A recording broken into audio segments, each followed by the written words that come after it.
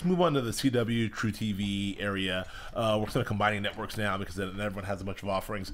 For the CW, I do want to talk about The Flash, which is another comic book DC thing. And I will say, of all the CW, because they were Warner Brothers and Warner Brothers owns DC, so they have all the comic book properties.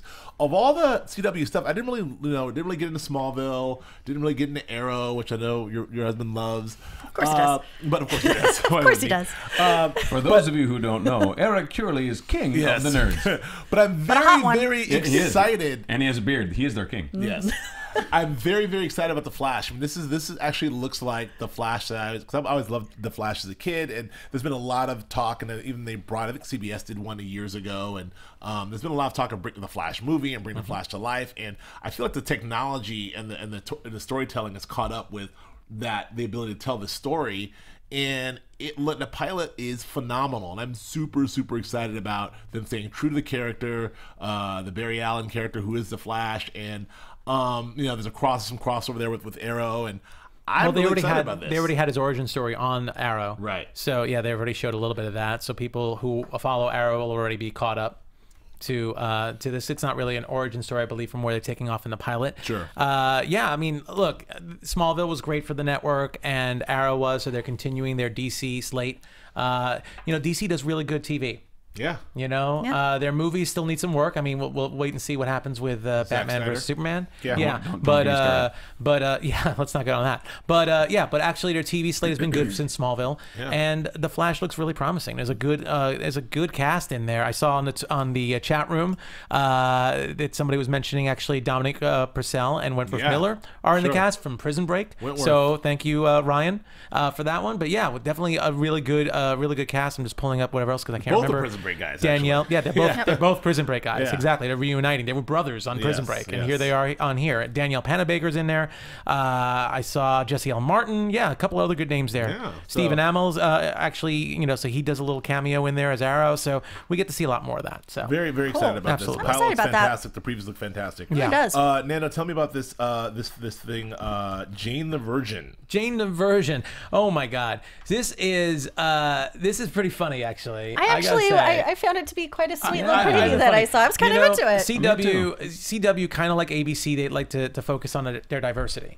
So this definitely appeals to the Latinos in the audience. It has a typical telenovela feel, kind of. It kind of reminds me of Ugly Betty a little bit in that kind of sense. And the idea is Jane is a virgin, as the title says, and she's a very good girl. She will not have sex with anyone until she's married.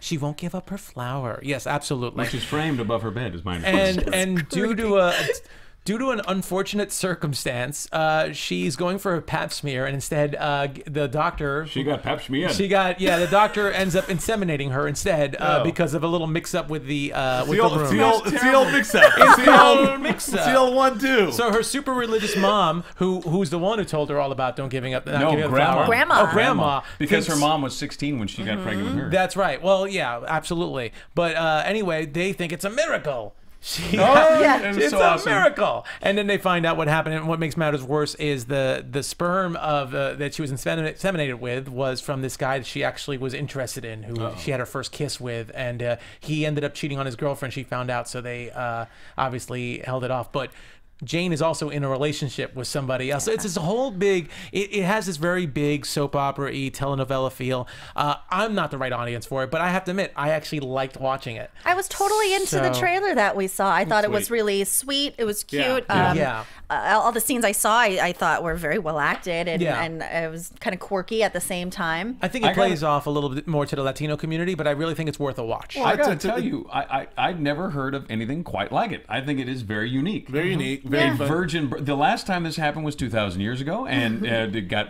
some people have been excited about it ever since.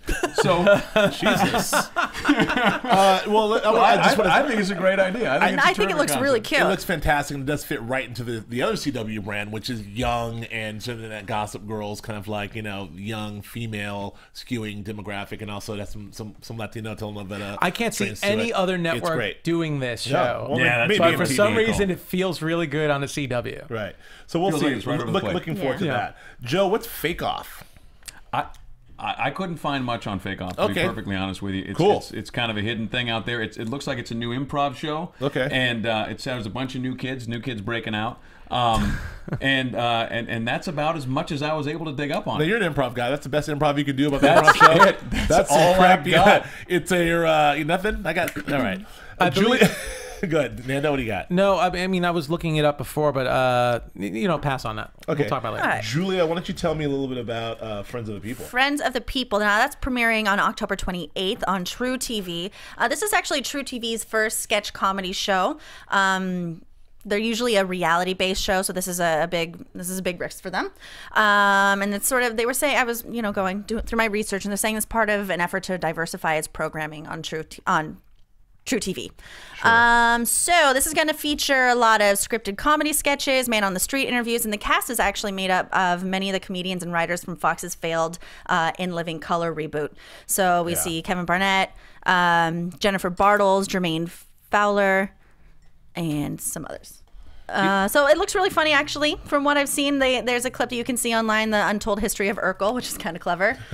So check that out. Yeah, it looks like it's funny. I mean, it could has some shades of Key and Peele. Fox did try to bring back In Living Color, didn't quite work out. So but a lot of funny young people came from that, including those twins in the foreground who were very funny. Who were in I just saw them in a movie that I can't remember. Never mind. Anyway. And the cast members also serve as the writers as well as the executive producers. So it looks like they have their hands in every part of it, so they can really shape it up to co-op. So they can shape it to be what they want and stick to what they really think is funny. Well, fantastic. Yeah.